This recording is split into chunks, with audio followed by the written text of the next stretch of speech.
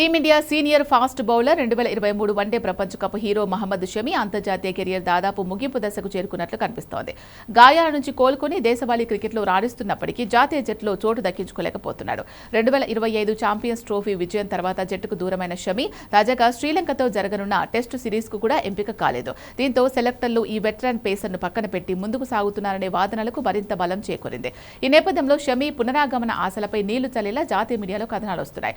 వీటి ప్రకారం భారత సెలక్షన్ కమిటీ భవిష్యత్ అవసరాల దృష్ట్యా అన్ని ఫార్మాట్లలో కలిపి 15 మంది యువ ఫాస్ట్ బౌలర్లతో ఒక జాబితాను సిద్ధం చేసింది. రాబోయే సంవత్సరాల్లో భారత పేస్ బౌలింగ్ విభాగానికి వీరే వెన్నెముకగా నిలుస్తారని సెలెక్టర్లు భావిస్తున్నారు. అయితే ఆందోళన కలిగించే విషయం ఏంటి అంటే ఈ 15 మంది జాబితాలో మహమ్మద్ షమి పేరు లేదు. సెలెక్టర్లు world test championship cycle 2027 one day ప్రపంచ కప్ పైనే పూర్తి దృష్టి పెట్టినట్టు తెలుస్తోంది.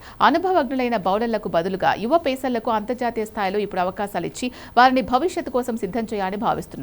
జట్టులో ఇప్పటికే మొదలైన పరివర్తన ప్రక్రియలో భాగంగా ఈ నిర్ణయం తీసుకున్నట్లు సమాచారం. ఈ విషయంపై భారత మాజీ కెప్టెన్ క్రిస్ శ్రీకాంత్ స్పందిస్తూ జట్టు యాజమాన్యం నిర్ణయంపై తీవ్ర అసంతృప్తి వ్యక్తం చేశాడు.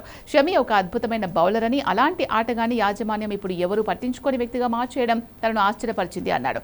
ప్రిన్స్ యాదవ్, గున్నూర్ బ్రార్, మెహసిన్ ఖాన్ వంటి యువ బౌలర్లు కూడా రాణిస్తున్నారని, ఈ కారణంతో షమిని పెట్టడం సరికాదు అన్నాడు. ప్రపంచ కప్కు ఇంకా 15 నెలల సమయం ఉంది కాబట్టి ఎవరిని తక్కువ అంచనా వేయకూడదు అన్నాడు. మొత్తం మీద తాజా పరిణామాలతో షమి మళ్లీ భారత జెర్సీలో కనిపించడం దాదాపు అసాధ్యమనే చెప్పాలి.